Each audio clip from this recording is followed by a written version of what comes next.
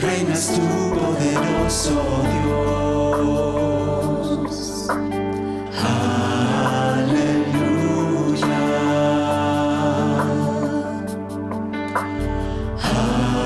Aleluya. Reinas tú, poderoso Dios.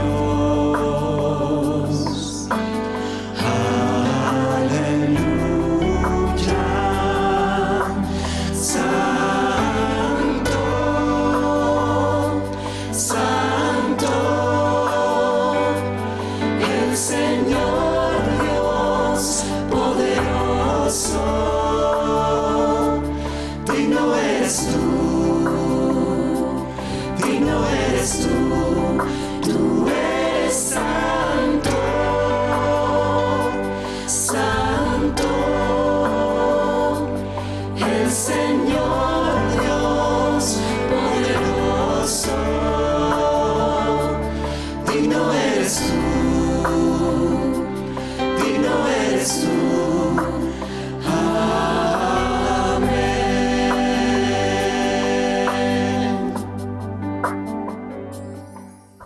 Por favor, vayan a sus Biblias, al libro de Hechos, capítulo 3, versículo 11 al 26.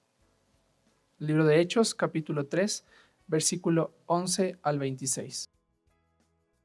Y teniendo asidos a Pedro y a Juan el cojo, que había sido sanado, todo el pueblo, atónito, concurrió a ellos al pórtico que se llama de Salomón. Viendo esto, Pedro respondió al pueblo: varones israelitas, ¿por qué os maravilláis de esto? ¿O por qué ponéis los ojos en nosotros, como si por nuestro poder o piedad hubiésemos hecho andar a éste? El Dios de Abraham, de Isaac y de Jacob, el Dios de nuestros padres, ha glorificado a su Hijo Jesús, a quien vosotros entregasteis y negasteis delante de Pilato, cuando éste había resuelto ponerle en libertad. Mas vosotros negasteis al santo, al justo, y pedisteis que se os diese un homicida, y matasteis al autor de la vida, a quien Dios ha resucitado de los muertos, de lo cual nosotros somos testigos. Y por la fe en su nombre a este, que vosotros veis y conocéis, le ha confirmado su nombre, y la fe que es por él ha dado a este esta completa sanidad en presencia de todos vosotros. Mas ahora, hermanos, sé que por ignorancia lo habéis hecho, como también vuestros gobernantes, pero Dios ha cumplido así lo que había antes anunciado por boca de todos sus profetas, que Jesucristo había de padecer.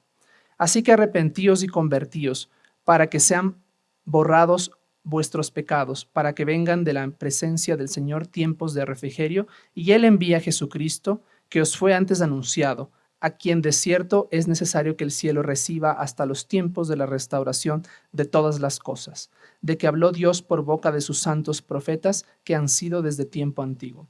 Porque Moisés dijo a los padres: el Señor vuestro Dios os levantará profeta de entre vuestros hermanos, como a mí. A él oiréis en todas las cosas que os hable, y toda alma que no oiga a aquel profeta será desarraigada del pueblo.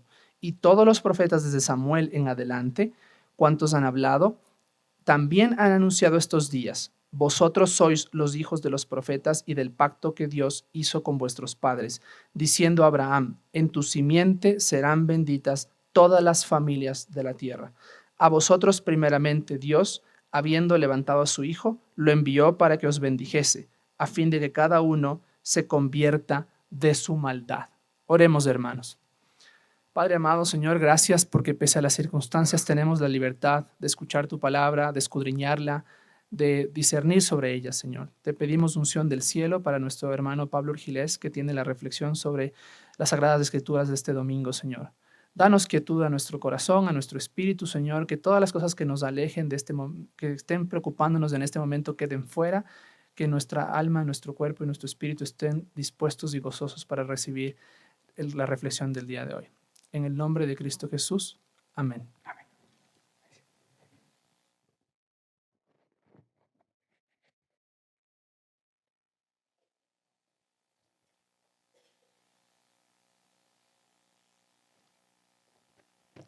Hermanos, buenos días. Es un honor nuevamente estar delante de ustedes y delante del Señor primero para poder compartirles lo que Él me ha enseñado a través del estudio de la palabra de Dios. Bueno, antes de empezar, quisiera un momentito de oración, si me acompañan, por favor. Padre bendito, en esta mañana nos ponemos delante de ti para pedir perdón por nuestros pecados, para pedir perdón por los pecados de nuestro país, para pedirte, Señor, que tú des entendimiento a las personas que están en eminencia, para que tomen decisiones sabias, para que haya paz en nuestro país, para que haya paz contigo. Y también, Señor, en este día en especial quiero pedirte la unción del Espíritu Santo para que quites la venda de nuestros ojos, de nuestro corazón, para poder entender tu palabra. Y bendice tu palabra para que pueda fluir a través de todos con la unción del Espíritu Santo. En nombre de Cristo nuestro Señor. Amén. Bueno, este es el segundo discurso de Pedro, que llevó a más de 5,000 varones a convertirse al cristianismo. Y yo le he llamado a este tema el Espíritu Santo obrando a través de los apóstoles en Jerusalén. ¿Y por qué lo llamé así? Es tomando en cuenta el versículo 8 del capítulo 1 de Hechos, en donde dice, pero recibiréis poder cuando haya venido sobre vosotros el Espíritu Santo y me seréis testigos en Jerusalén, en toda Judea, en Samaria y hasta lo último de la tierra. Entonces, según este versículo, la división del libro de los Hechos sería, primero, el Señor Jesucristo obrando mediante el Espíritu Santo a través de los apóstoles en Jerusalén. Y esto lo podemos ver desde el capítulo 1 hasta el capítulo 7. La segunda parte sería el Señor Jesucristo obrando mediante el Espíritu Santo a través de los apóstoles en Judea y en Samaria. Esto lo vemos desde el capítulo 8 hasta el capítulo 16. Y en la tercera parte sería el Señor Jesucristo obrando mediante el Espíritu Santo a través de los apóstoles hasta lo último de la tierra, que comprendería del capítulo 13 hasta el 28. Este es un periodo de transición donde el Señor vuelve a retomar la palabra para los israelitas. Una nueva oferta del reino es establecida para los israelitas. Se ofrece nuevamente, ¿no? ¿Y cuáles serían algunas de estas marcas en donde hay esta oferta para los israelitas? Esto lo podemos ver en Isaías, en el capítulo 35, en el versículo 6, en donde dice, entonces el cojo saltará como un ciervo y cantará la lengua del mudo, porque aguas serán cavadas en el desierto y torrentes en la soledad. Habíamos visto el milagro que había sucedido aquí en este pórtico en la puerta de la Hermosa, de que el cojo recuperó su movilidad y saltando entró al templo junto con Pedro y Juan. Algo que me llama la atención y que lo he estudiado es que ninguna persona con defecto físico podía estar dentro del templo. Y este era un cojo de nacimiento. Ninguna persona con defecto de pecado puede estar dentro del templo del Señor. Y por esta razón nosotros estábamos desechados, relegados, por cuanto todos han pecado, están destituidos de la gloria de Dios. No podíamos estar en la presencia del Señor si no es mediante esta puerta de misericordia que ya habló el domingo pasado el pastor Roberto, que se llama la puerta, la hermosa, la puerta dorada.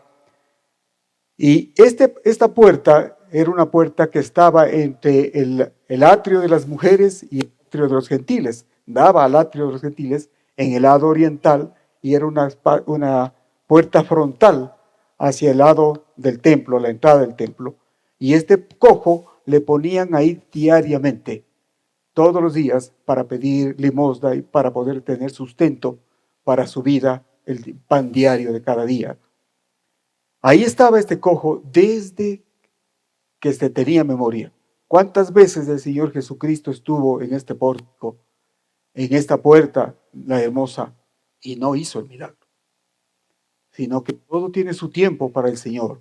Tenía que haber sido a través de la fe que pusieron en su nombre Pedro y Juan. Y el Señor ya dijo que Él era la puerta. Él era la puerta de la misericordia. Eso lo vemos en Juan, en el capítulo 10, donde dice: volvió pues Jesús a decirles: de cierto os digo, yo soy la puerta de las ovejas. Y en el 9, yo soy la puerta.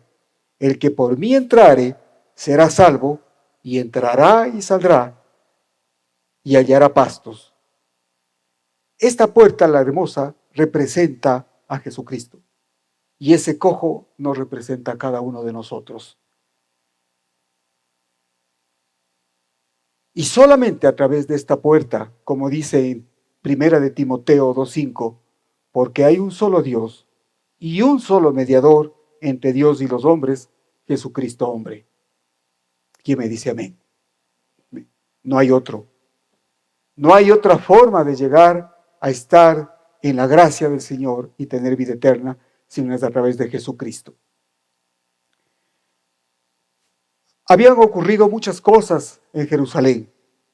Había habido la crucifixión de Jesucristo, la resurrección, se manifestó a más de 500, y por último la ascensión, y después la presencia del Espíritu Santo en Pentecostés, en donde recibieron poder. Y viene todo esto que ha ocurrido, de este milagro que acabamos de oír, de la sanación del cojo. Y en el versículo 11 de este capítulo 3 dice: y teniendo asidos a Pedro y a Juan el cojo que había sido sanado, todo el pueblo, atónito, concurrió ellos al pórtico que se llama de Salomón.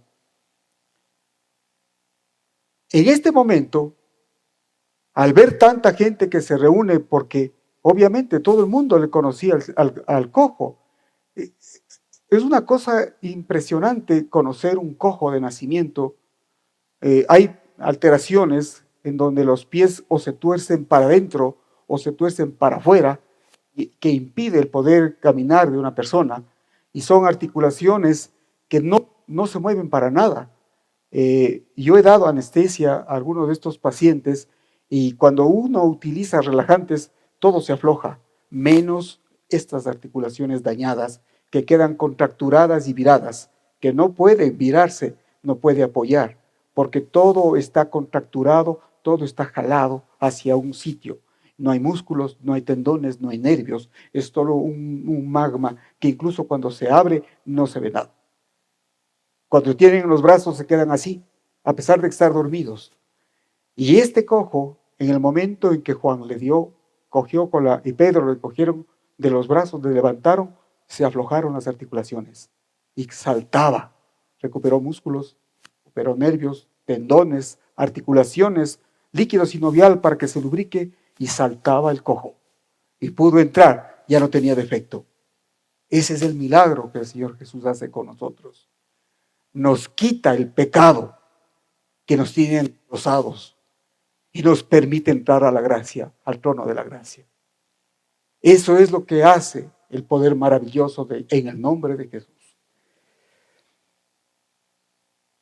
Esto es lo que ocurrió y entonces la gente se agolpó. Y cuando estuvieron alrededor de los apóstoles y del cojo, ellos reciben una segunda oportunidad y Pedro se las da y les dice, el reino de Dios ha llegado, se les ofrece nuevamente. Y les da acuerdo, como podemos ver en Zacarías, en el capítulo 12:10, que dice, y derramaré sobre la casa de David, sobre los moradores de Jerusalén, espíritu de gracia y de oración, y mirarán a mí, a quien traspasaron, y llorarán como se llora por hijo unigénito, afligiéndose por él como quien se aflige por el primogénito. Y en Ezequiel 36, 28, 29 dice, habitaréis en la tierra que di a vuestros padres, y seréis por pueblo, y yo seré a vosotros por Dios, y os guardaré de todas inmundicias, y llamaré al trigo, y lo multiplicaré, y no os daré hambre. ¿Qué hubiera pasado si el pueblo de Israel reconocía que Jesucristo era el Mesías prometido, y doblaban su rodilla y le recibían? Todo esto se hubiera cumplido. En ese momento, hubiera sido el milenio en ese entonces, pero no lo reconocieron, no lo recibieron. Y de hecho, lo que pasó fue que lo rechazaron, y vemos cómo a lo largo de la historia, en el año 70, después de Cristo, Tito destruyó la ciudad. Se calcula que más de 1 millón de israelitas murieron y el resto fueron vendidos como esclavos a todas las partes del mundo. Esto fue la gran diáspora y de ahí no volvieron a tener territorio hasta 1948. Esto pasó por haber llegado a Jesucristo como el Mesías prometido. En el versículo 13 dice, el Dios de Abraham, de Isaac y de Jacob, el Dios de nuestros padres, ha glorificado a su Hijo Jesús, a quien vosotros entregasteis y negasteis delante de Pilato, cuando éste había resuelto ponerle en libertad. El Dios de vuestros padres ha glorificado. La palabra que utiliza aquí Pedro es doxazo, es un término griego que significa exaltar, alabar. Es decir, que el Padre Dios estaba alabando al Dios Hijo. Estaba diciendo, Él es mi Hijo amado. Él es la segunda persona de la Trinidad. Esto es lo que está diciendo, ha glorificado. ¿Y de dónde está tomado esto? De Isaías 52:13, que dice, he aquí mi siervo, será prosperado, será engrandecido y exaltado, y será puesto muy en alto. Hemos cantado, ¿no? El Señor Jesucristo dejó la debilidad y se hizo siervo, obediente, aún hasta la muerte, para poder perdonar nuestros pecados. Por esa razón decimos que Él es siervo. Siendo Dios, se hizo siervo. Y Pedro señala que este acto de la curación del cojo es una señal de la glorificación de Cristo, porque lo hicieron en nombre de Él. No lo hicieron ellos por méritos de ellos, y Él la aclara. Dice, no es mérito nuestro. Esta curación es por la fe en el nombre del Señor Jesucristo. Quiere decir que Jesucristo vive y reina para siempre, y que por medio de Él nosotros podemos ver todas estas maravillas y estos portentos. Y les hace acuerdo, y les dice en el 14, mas vosotros negasteis al santo y al justo, y pediste que se os diese un homicida. Ellos negaron al Señor, y nosotros no negamos al Señor cada día. Como decía el pastor al inicio, es Satanás el que controla estos movimientos en donde hay gente que destroza, destruye, rompe, que le importa que haya paz, sino que pescar para su beneficio, sin importar el dolor del pueblo, sin importar la destrucción de un país. Y crea también insensibilidad en los gobernantes para no conmoverse del dolor del pueblo. ¿Quién está detrás de esto? Sino Satanás. Cuando Daniel estaba esperando la presencia del ángel Gabriel, él dijo: el príncipe de Persia me detuvo, dando a entender que los gobiernos del mundo están en manos de Satanás. Por esa razón, nosotros como pueblo de Cristo tenemos que doblar rodillas y orar que la voluntad del Señor se prevalezca y que Satanás sea doblegado. Somos culpables de haber negado a Jesucristo, tal como lo hicieron estos judíos en esa época, con nuestras actitudes y mala conducta. Y no solo eso, también somos homicidas. Acordémonos de lo que dice en 1 de Juan 3:15. Todo aquel que aborrece a su hermano es homicida. Y sabéis que ningún homicida tiene vida eterna permanente en él. Si nosotros manifestamos el odio entre hermanos, no somos homicidas, no estamos siendo relegados de la vida eterna, no estamos siendo excluidos del reino de Dios. Y este versículo dice en el 15: y matasteis al autor, a quien Dios ha resucitado de los muertos, de lo cual nosotros somos testigos. Autor de la vida le llama a Cristo. Jesucristo, como segunda persona de la divinidad, es el creador. Es Él y a través de Él. Y eso lo podemos ver en Hebreos, en el capítulo 2:10. Porque convenía aquel por cuya causa son todas las cosas y por quien todas las cosas subsisten. No solo es el creador, es el que mantiene la creación, es el que impide que los planetas se estrellen unos contra otros, el que mantiene que todo esté en expansión y crecimiento, que habiendo llevado a muchos hijos a la gloria, perfeccionarse por aflicciones de la salvación de ellos. Este pasaje nos dice que no solamente hay salvación en Jesús, que es el autor de la vida, y además nos está diciendo que no hay otro en quien podamos ser salvos. Los primeros predicadores cristianos dijeron que este hecho de la crucifixión de Jesucristo fue el mayor crimen de la historia humana.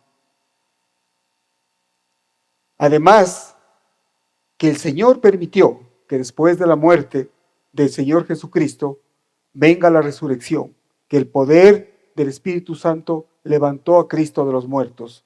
Y esta era una cosa que siempre hacían hincapié en los evangelios, en los primeros predicadores de la iglesia primitiva. Todos los apóstoles hacían hincapié: Cristo resucitó y nosotros somos testigos presenciales, decían ellos. Esto es importantísimo. Sin la resurrección de Jesucristo no habría cristianismo. Y dice en el 16: y por la fe en su nombre, refiriéndose al cojo, que vosotros veis y conocéis toda la vida ahí, le ha confirmado su nombre, y fe que es por él, dado a esta completa sanidad en presencia de todos vosotros. Ellos estaban admirados viendo cómo el cojo saltaba. No lograban entender cómo había sido posible. Ellos, los primeros predicadores, insistían en el poder del Señor Jesucristo. Nunca se presentaron a sí mismos como la fuente de los milagros. Siempre eran canales de Jesucristo, a través de los cuales fluía el poder del Espíritu Santo. Nunca se adjudicaron el que ellos son los sanadores. Por eso hoy en día, cuando digamos aquí hay un sanador o acá hay otro milagros, siempre tenemos que ver a quién están dando la gloria. ¿A Cristo o a ellos? Porque si es a ellos, son falsos profetas, falsos milagreros que solamente están sirviendo a las tinieblas y a la oscuridad. Continuemos. El versículo que acabamos de ver es que por la fe en su nombre. Y vamos a hablar ahora de un tema importantísimo y crucial en el evangelio de ese entonces: la fe salvadora. Y esto lo podemos ver en Efesios, en el capítulo 2, 8, que todo el mundo lo conoce, 9 y 9, en donde dice, porque por gracia sois salvos por medio de la fe, y esto no de vosotros, pues es don de Dios, no por obras para que nadie se gloríe. No es por obras, es por fe. Recalco, no es por obras. Hace unos 15 días me preguntó uno de mis yernos, me dice, ve, ¿sabe que hay un pastor al lado que recalca que no se debe comer sangre? Porque eso es atentar contra los mandamientos del Antiguo Testamento, contra los mandamientos del Antiguo Testamento, y siempre hay que obedecer los mandamientos.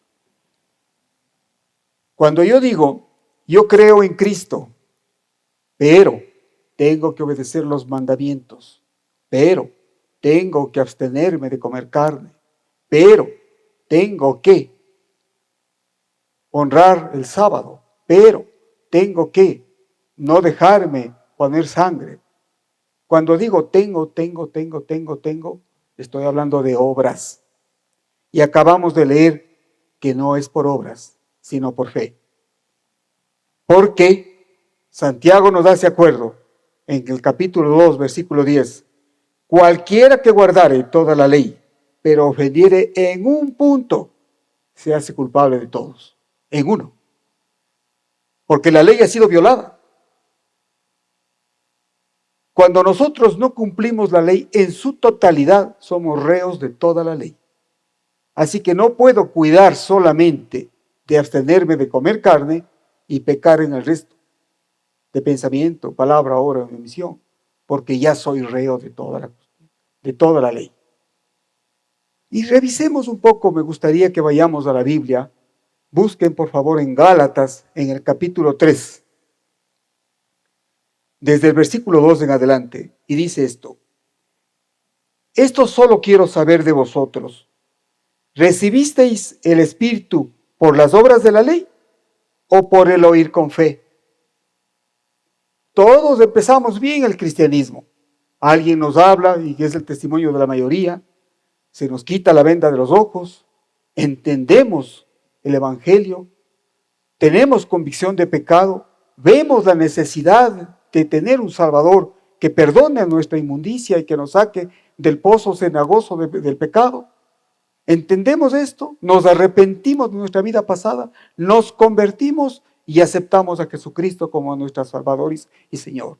Y de ahí adelante empieza Satanás a querer meternos en nosotros la idea de, ¿se acuerdan? En el primer siglo aparecieron ya los judaizantes, tienen que circuncidarse, de lo contrario no. Tienen que cuidado, coman cosas brindadas a los ídolos, de lo contrario no.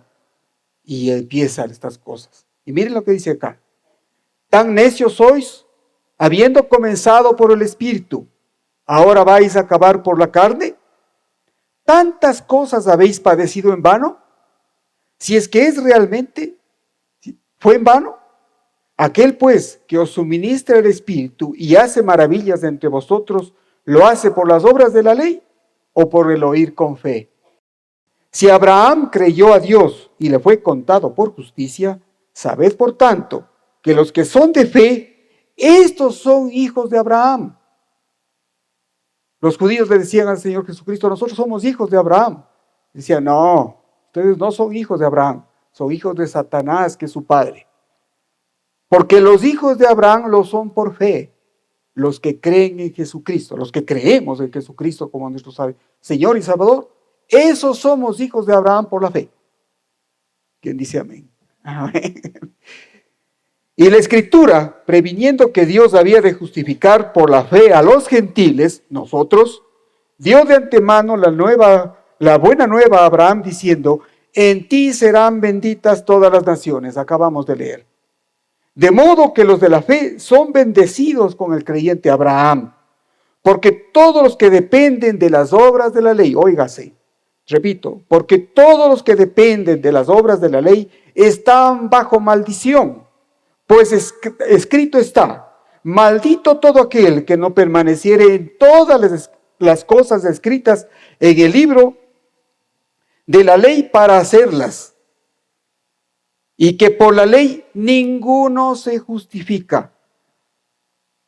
Ninguno se justifica para con Dios. Es evidente, porque el justo por la fe vivirá. La fe en Cristo produce una nueva criatura que es hecha para buenas obras. La nueva criatura es hecha. Las obras no dan salvación. La conversión de la persona en nueva criatura, esa da buenas obras.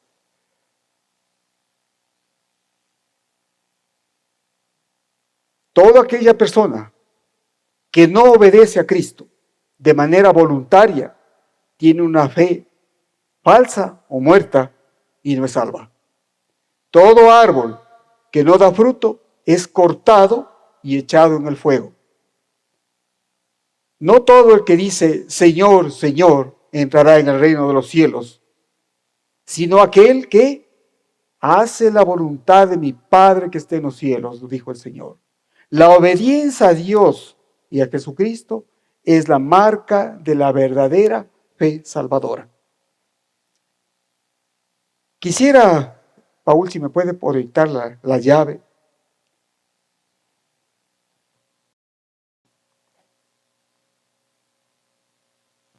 La llave es, la fe salvadora es la llave que abre la puerta de la gracia. ¿Se acuerdan ustedes del programa ese que había en el canal 10 de Haga Negocio Conmigo? En donde había que subir las gradas y coger un manojo de llaves y tratar de tener un candado, y cuando le calzaba se abría y se podía llevar todo. Eso es la fe salvadora. Es la vida eterna lo que está detrás de esa puerta que se llama de misericordia, la puerta dorada, la puerta de la hermosa, que es Cristo. El mango de largo de la llave es el camino. Yo soy el camino, la verdad y la vida. Cristo. Y las partes de abajo, la primera es la convicción de pecado. Necesito un Salvador. La segunda, convertíos, arrepiéntase y conviértase. Y la tercera, una vida de obediencia al Señor. Esa es la llave de la fe que abre la puerta de la gracia. En el versículo 19, en el 18 dice, ¿no? Estoy saltando el 17. Dice, mas ahora, hermanos, sé que por ignorancia lo habéis hecho, como también vuestros gobernantes.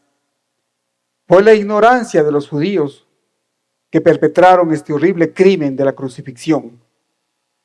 La ignorancia ya no se puede justificar ahora. Ya no puede ser excusa para seguir rechazando a Cristo.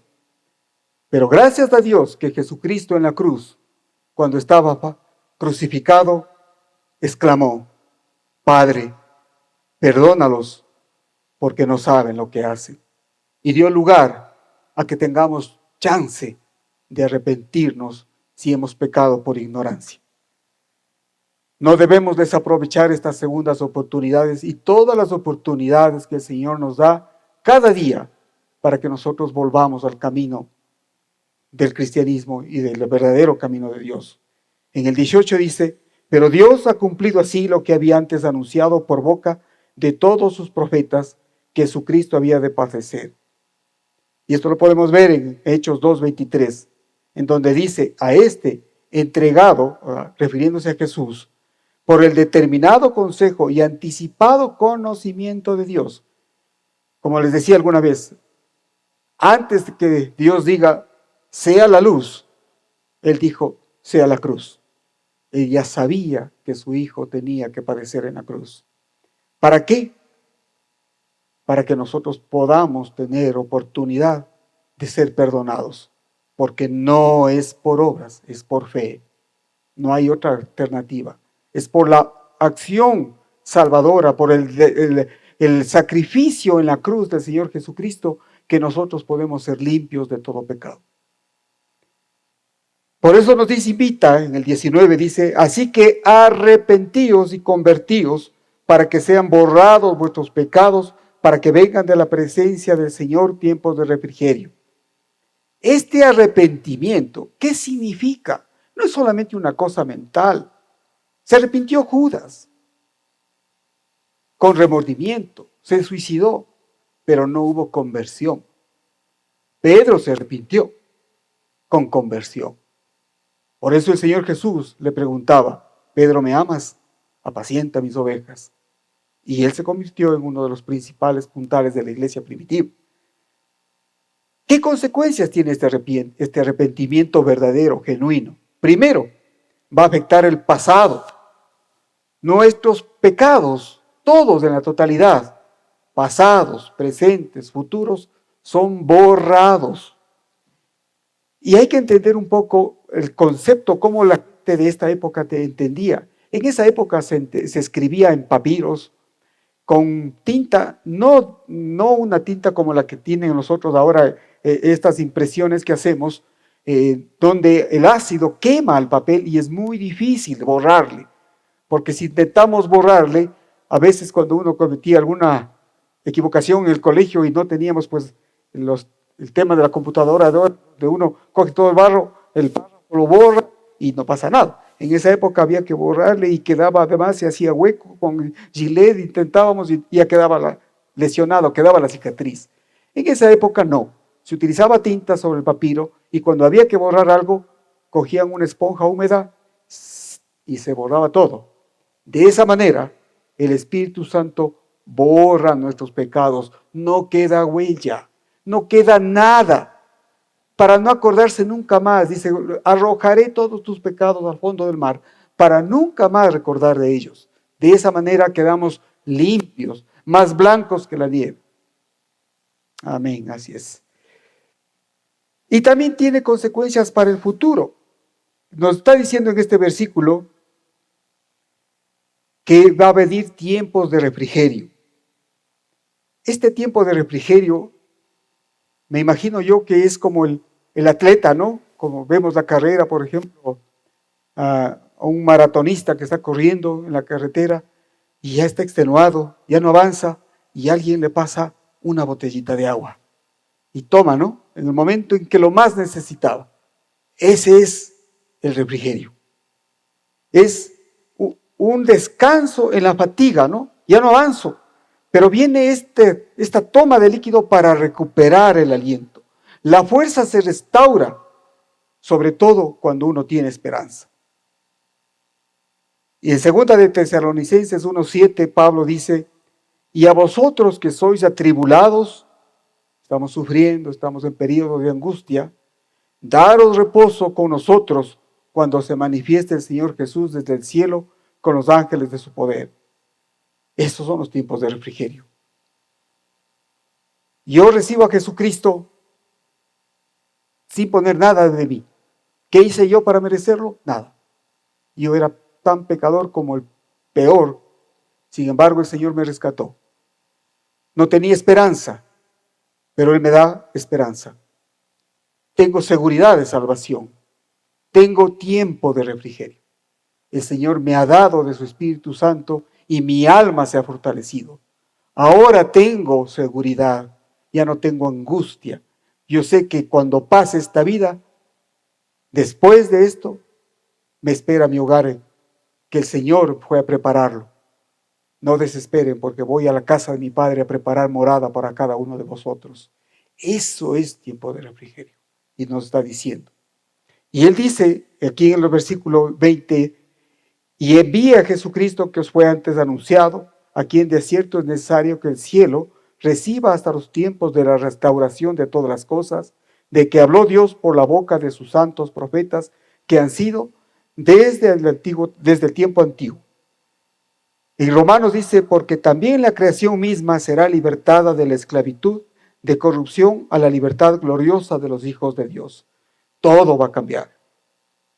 Cielo y tierra pasarán, y será nueva tierra, nuevos cielos, en donde ya no habrá sufrimiento, en donde todos podremos convivir en paz y en armonía, en donde el león pueda acostarse al lado de la oveja sin que la oveja corra peligro.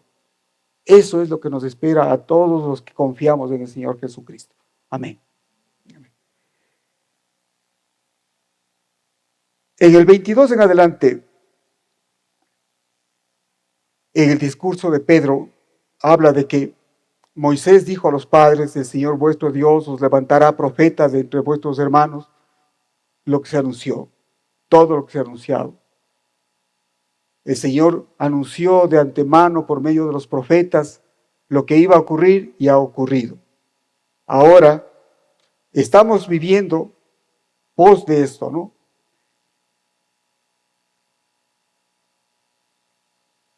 Se anuncia la segunda venida de Cristo.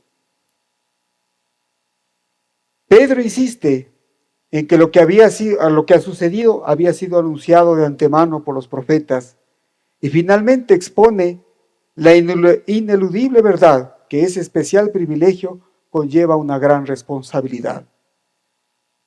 Nosotros que conocemos a Cristo tenemos que enfrentar una diferente posición del que nunca ha oído hablar del Señor, de aquella persona que nunca oyó el Evangelio.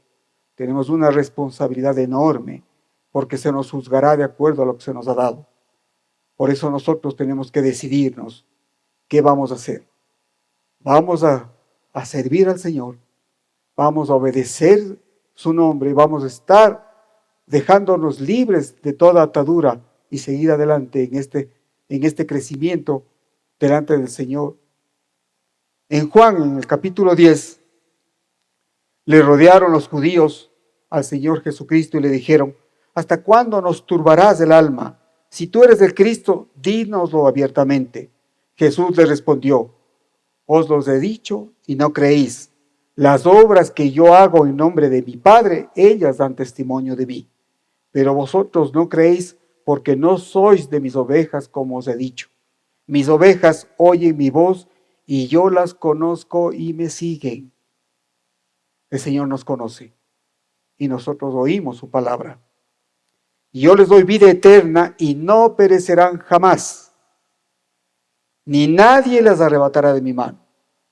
¿La salvación se pierde? Jamás, porque el Señor prometió que nunca seremos arrebatados de la mano de Él que nos sostiene. Mi Padre que me las dio es mayor que todos y nadie las puede arrebatar de la mano de mi Padre. Yo y el Padre uno somos, dijo el Señor Jesús. Eso es el Evangelio, haciendo un pequeño resumen.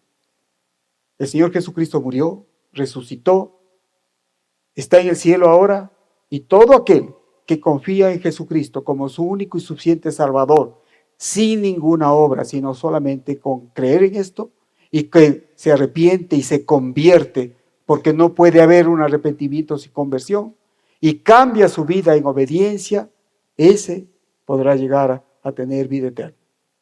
Vamos a orar.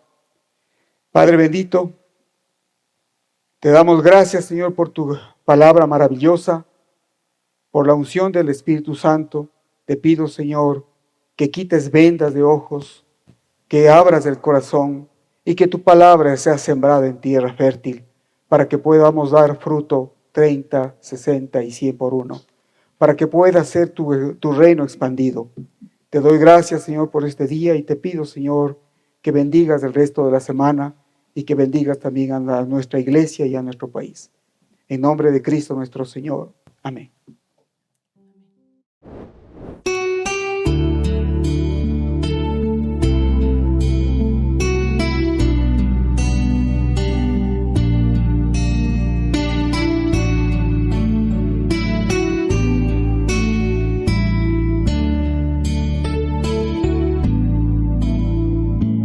Fija tus ojos en Cristo.